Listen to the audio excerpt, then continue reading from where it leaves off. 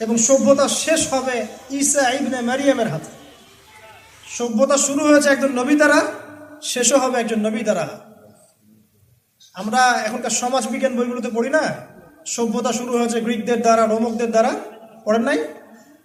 এই কথাগুলো পরিপূর্ণ সত্য নয়। সভ্যতার একটা অংশে তারা এসেছে ঠিকই, শুরু ওদের দ্বারা হয়নি। ওরা পৃথিবীকে সিভিলাইজড করে নাই, বরং প্রত্যেকটা সভ্যতার ধারক বাহক ছিল নবীগণ। আর নবীগণ গাছের ছাল পাতা খেয়ে থাকতো না। আমরা যেমন বই খাতায় পড়ি এখন, মানুষ আগে গাছের ছাল পাতা খেয়ে থাকতো, বন্যপ্রাণী শিকার করতো, তাই না? গাছের ছাল পড়তো, এক স্ট্যাচু আঁকে, দেখেন নাই? মাঝে মাঝে কিছু নিউজ দেয় যে এরকম স্ট্যাচু পাওয়া গেছে। এগুলো বোগাস কথাবার্তা। সূরা আরাফ পড়ে দেখেন, আল্লাহ পাক বলেছেন যে আমি আসমান থেকে আদম এবং হাওয়া, মানুষের জন্য, আদম সন্তানদের জন্য লেবাস পাঠিয়েছি, ওহীর জ্ঞান পাঠিয়েছেন, পৃথিবীতে কিভাবে চলতে হবে আল্লাহ পাক শিখিয়ে দিয়েছেন। কোনোদিনও আদম আলাইহিস সালাম গাছের ছাল পাতা খেয়ে এভাবে থাকেন নাই, গাছের ছাল পরে থাকেন নাই। তার সম্ভ্রান্ত পোশাক ছিল। সভ্যতা শুরু হয়েছে নবী দ্বারা, শেষও হবে একজন নবী দ্বারা। আপনাকে দাজ্জালের কথা বলতে গিয়ে এদিকে আসলাম, শেষ করছি এই জায়গাটা থেকে।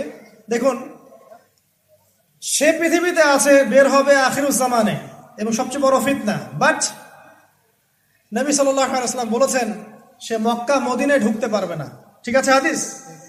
আচ্ছা, এবার দেখেন, যেই নবী সাল্লাল্লাহু আলাইহি ওয়াসাল্লাম বলছেন যে দাজ্জাল মক্কা আর মদিনায় ঢুকতে পারবে না, ফেরেশতারা তাকে পাহারা দিয়ে রাখবে, তাই না?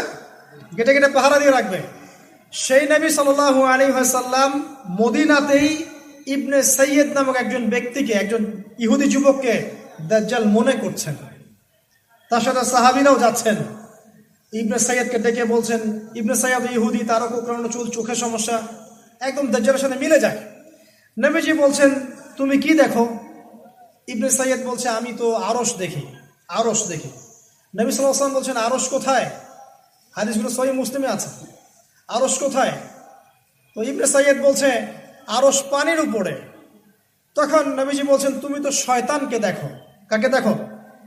শয়তানকে দেখো। এবার নবীজি বলছেন তুমি কি বিশ্বাস করো যে আমি শেষ নবী?